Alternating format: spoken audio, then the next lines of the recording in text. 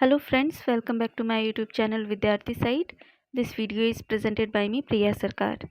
तो फ्रेंड्स हम लोग पढ़ रहे हैं पेपर 2 यूनिट सेकेंड और यूनिट सेकेंड के अंदर आज की क्लास में हम पढ़ेंगे सेकेंडरी एजुकेशन कमीशन. तो फिर चलिए क्लास को स्टार्ट करते हैं. अगर अभी तक आपने चैनल को सब्सक्राइब नहीं किया है तो आप मेरे चैनल को सब्सक्राइब कीजिए और बेल आइकन को प्रेस कीजिए जिससे कि जब भी कोई वीडियो अपलोड करूँ आपके पास नोटिफिकेशन पहुँच जाए. तो चलिए फिर क्लास को स्टार्ट करते हैं. तो आज की क्लास में हम सेकेंडरी एजुकेशन कमीशन की बात करेंगे. हमारे सिलेबस में जो पहला कमीशन दिया गया है ये वो है सेकेंडरी एजुकेशन कमीशन और इसको हमें किसके पर्सपेक्टिव में पढ़ना है? Contribution to teacher education. यानी कि सेकेंडरी एजुकेशन कमीशन के अंदर बहुत सारी बातें कही गई हैं, बहुत सारे रिकमेंडेशन दिए गए हैं, लेकिन हमें सिर्फ अपना फोकस पॉइंट लेके चलना है किस चीज़ पे? Contribution to teacher education. यानी कि इस कमीशन ने टीचर एजुकेशन पर क्या क्या मुद्दे उठाए हैं, क्या क्या सुधार करने के लिए कहा है और किन किन चीज़ों पर फोकस करने के लिए कहा गया है. इस स्लाइड में सबसे पहले हम सेकेंडरी एजुकेशन कमीशन का इंट्रोडक्शन पढ़ेंगे और इसके बाद सेकेंडरी एजुकेशन कमीशन में टीचर एजुकेशन से रिलेटेड कौन कौन से सजेशन रेकमेंड किए गए हैं उनके बारे में भी पढ़ेंगे. After the university education commission, Indian government set up the Secondary Education Commission by the resolution dated 23rd September 1952. Post independent India में जो सबसे पहला कमीशन इस्टेब्लिश किया गया था वो था यूनिवर्सिटी एजुकेशन कमीशन. इस कमीशन को हम राधा कृष्णन कमीशन के नाम से भी जानते हैं क्योंकि इस कमीशन के जो चेयरमैन थे वो थे डॉक्टर सर्वपल्ली राधाकृष्णन. और इस कमीशन के बाद जो दूसरा कमीशन इस्टेब्लिश हुआ था वो था सेकेंडरी एजुकेशन कमीशन.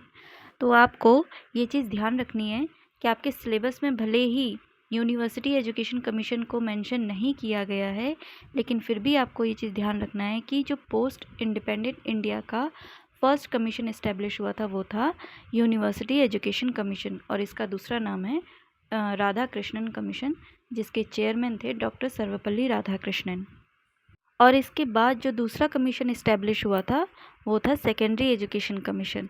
इस कमीशन को हम मुदालियर कमीशन के नाम से भी जानते हैं क्योंकि इस कमीशन के जो चेयरमैन थे वो ए लक्ष्मण स्वामी मुदालियर थे. और इस कमीशन को इस्टेब्लिश किया गया था 23rd सितंबर 1952 में. Commission was establish to review and suggest improvement for the Indian secondary education system under the chairmanship of doctor A Lakshmana Swami Mudaliar. Bharat सरकार ने इस कमीशन को इस्टेब्लिश करने का फ़ैसला इसीलिए लिया था क्योंकि कक्षा 6 से लेकर कक्षा 12वीं तक की जो शिक्षा व्यवस्था थी उसमें बहुत ज़्यादा इम्प्रूवमेंट की नीड महसूस हुई भारत सरकार को, जिस वजह से भारत सरकार ने सेकेंडरी एजुकेशन कमीशन का गठन किया. और इस कमीशन का जो काम था वो था कक्षा 6 से लेके कक्षा 12 तक की जो शिक्षा व्यवस्था है, इवन बच्चों से लेके टीचर तक के जो भी ट्रेनिंग प्रोग्राम चलते थे, जो भी एजुकेशनल कोर्स चलते थे, उन सब को एक तरफ से मॉडिफाई किया गया.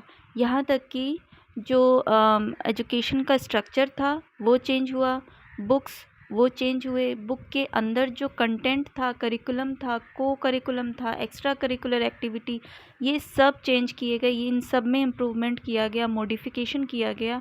इवन टीचिंग से जो टीचिंग मेथड्स से उनमें भी मॉडिफिकेशन किया गया. टीचर के ट्रेनिंग सिस्टम में मॉडिफिकेशन किया गया. टीचर के एजुकेशन कोर्सेज में, उनके प्रोफेशनल कोर्सेज में भी मॉडिफिकेशन किया गया. और इस कमीशन की चेयरमैनशिप किसको सौंपी गई थी? डॉक्टर ए लक्ष्मण स्वामी मुदालियर को, जो कि उस समय मद्रास यूनिवर्सिटी के वाइस चांसलर थे.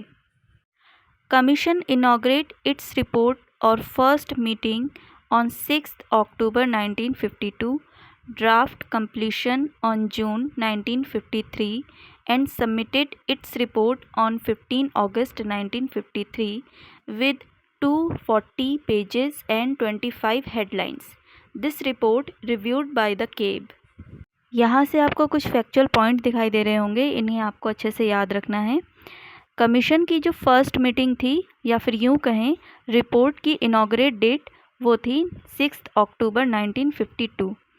इसके बाद रिपोर्ट का जो ड्राफ्ट कंप्लीट हुआ था वो हुआ था जून 1953 में, और रिपोर्ट का जो फाइनल सबमिशन हुआ था वो 15 अगस्त 1953 में हुआ था। ये जो रिपोर्ट तैयार हुई थी ये 240 पेज की थी, जिसमें कि 25 हेडलाइंस थे, और इस कमीशन के द्वारा जो रिपोर्ट बनाई गई थी उसका रिव्यू किया था केब ने। जब कमीशन अच्छे से इन्वेस्टिगेट करती है तो उसका एक ड्राफ्ट तैयार करती है, और उस ड्राफ्ट को अच्छे से रिव्यू करती है एक कमेटी, यानी कि कुछ लोगों की एक कमेटी बनाई जाती है जो कि कमीशन के द्वारा जो भी काम किया गया है उस पर एक बार फिर से रिव्यू करती है, अच्छे से स्टडी करती है, फिर उस पर सजेशन देती है। तो सेकेंडरी एजुकेशन कमीशन की जो रिपोर्ट थी उसको रिव्यू किया था केब ने, यानी कि central advisory board of education. तो यहाँ पर हमारा सेकेंडरी एजुकेशन कमीशन का इंट्रोडक्शन कंप्लीट होता है, और आपको इस स्लाइड के अंदर जो भी मैंने पॉइंट लिखे हैं ये सभी पॉइंट बहुत ज़्यादा इम्पॉर्टेंट हैं, क्योंकि इससे क्वेश्चन भी बनते हैं। आपको कमीशन के इस्टेब्लिशमेंट की डेट, रिपोर्ट की इनॉग्रेट डेट, ड्राफ्ट डेट, उसके बाद सबमिशन डेट, ये सारी चीज़ें याद रखनी है, और इस कमीशन के जो चेयरमैन थे उनका नाम याद रखना है, और इस कमीशन की रिपोर्ट को किसने रिव्यू किया था ये चीज़ भी ध्यान रखनी है। अब इसके बाद हम पढ़ेंगे कि सेकेंडरी एजुकेशन कमीशन के अंदर टीचर एजुकेशन से रिलेटेड क्या क्या सजेशन दिए गए थे। Contribution to teacher education. Teacher education में सेकेंडरी एजुकेशन कमीशन का क्या क्या कंट्रीब्यूशन है इस चीज़ के बारे में हम देखेंगे। यहाँ पर मैंने कुछ पॉइंट मेंशन किए हैं जो कि बहुत ही ज़्यादा इम्पॉर्टेंट हैं, इनको आपको स्किप नहीं करना है, ये सभी पॉइंट आपको याद रखने हैं। इसमें से पहला पॉइंट है expansion of teacher training institutions. Teacher training के जितने भी इंस्टीट्यूशंस थे उनका एक्सपेंशन करना, यानी कि ज़्यादा से ज़्यादा एक्सटेंड करना। दूसरा, compulsory refresher course and in service training programme. इसका मतलब है कि जो टीचर पहले से ही सर्विस में हैं उनके लिए रिफ्रेशर कोर्स कंपलसरी किए जाने चाहिए, और उनके स्किल को अपडेट करने के लिए इन सर्विस ट्रेनिंग प्रोग्राम लाया जाना चाहिए। इसका तीसरा पॉइंट है इनकरेज्ड एजुकेशनल रिसर्च। रिसर्च में, यानी कि एजुकेशनल रिसर्च में ज़्यादा से ज़्यादा रिसर्च होना चाहिए, जिससे कि हम इस डिपार्टमेंट में जो भी नए नए इश्यूज़ निकल के आ रहे हैं, जो भी प्रॉब्लम्स आ रही हैं, उन सब का हम पता लगा सकें। इसके अलावा मैनेजमेंट और एडमिनिस्ट्रेटिव डिपार्टमेंट पर भी फोकस किया जाना चाहिए, जिससे कि हम एजुकेशनल पॉलिसीज़ को मॉडिफाई करें, उनको अपग्रेड करें, न्यू पॉलिसीज़ डेवलप करें और उनको अच्छे से इम्प्लीमेंट कर सकें। इसी का अगला पॉइंट है focused on vocational education. Secondary education commission का जो फोकस एरिया था वो था वोकेशनल एजुकेशन, क्योंकि सेकेंडरी में कक्षा 6 से लेकर कक्षा 12 तक की जो शिक्षा व्यवस्था थी उस पर इनका ध्यान केंद्रित था, और इसी के ही स्ट्रक्चर को रिफॉर्म करने का प्रयास किया था।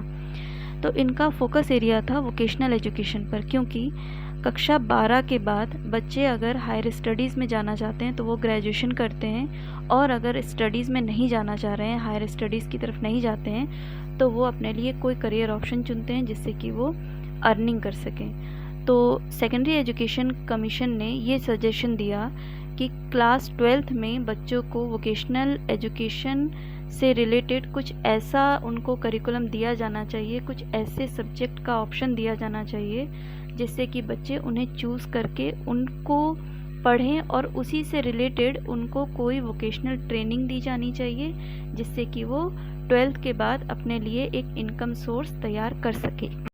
इसी का अगला पॉइंट है suggestion to stipend for trainee. Stipend का मतलब होता है कुछ मेहनताना।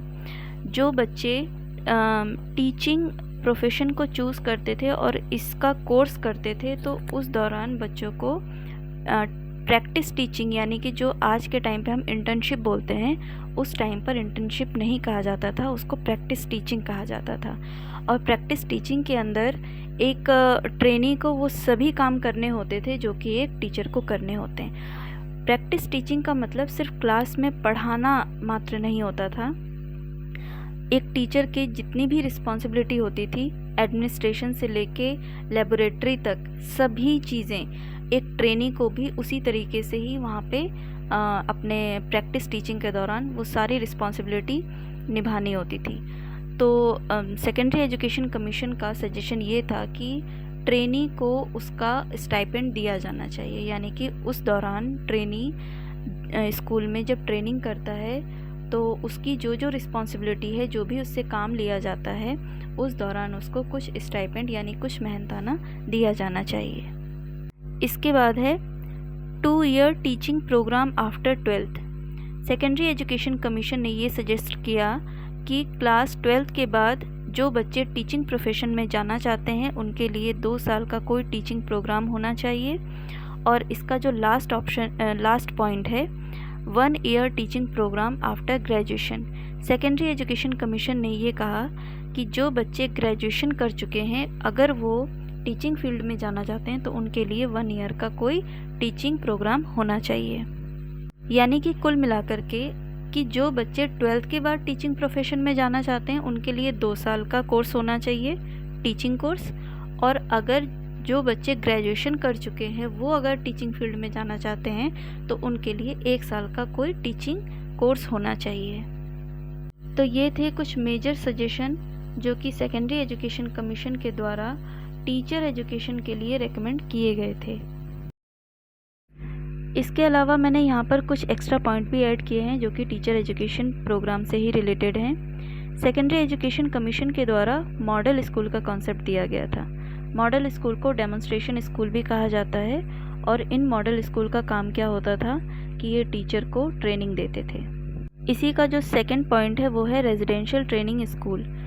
सेकेंडरी एजुकेशन कमीशन ने रेजिडेंशियल ट्रेनिंग स्कूल्स का भी सजेशन दिया था, क्योंकि कुछ महिलाएं जो काफ़ी दूर क्षेत्र से आती थी उनके लिए रहने की, खाने की, ये सारी सुविधाएं उपलब्ध कराना भी सरकार की जिम्मेदारी है, अगर वो शिक्षा के क्षेत्र में महिला शिक्षक की भागीदारी चाहते हैं तो।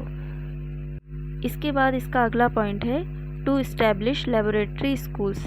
यहाँ पर सेकेंडरी एजुकेशन कमीशन ने लेबोरेटरी स्कूल्स का भी सजेशन दिया था। ये लेबोरेटरी स्कूल्स का मतलब होता था जहाँ पर आप टीचिंग मेथड से रिलेटेड वर्कशॉप को ऑर्गेनाइज कर सकें। तो आज की क्लास हमारी यहीं कंप्लीट होती है। आज की क्लास में हमने सेकेंडरी एजुकेशन कमीशन को पढ़ा in respect to teacher education programme. आज की क्लास आपको कैसी लगी मुझे ज़रूर बताइएगा। अगर आपको मेरे चैनल की वीडियोस इन्फॉर्मेटिव लगती हैं तो आप मेरे चैनल को लाइक, शेयर और सब्सक्राइब कर सकते हैं। Thank you.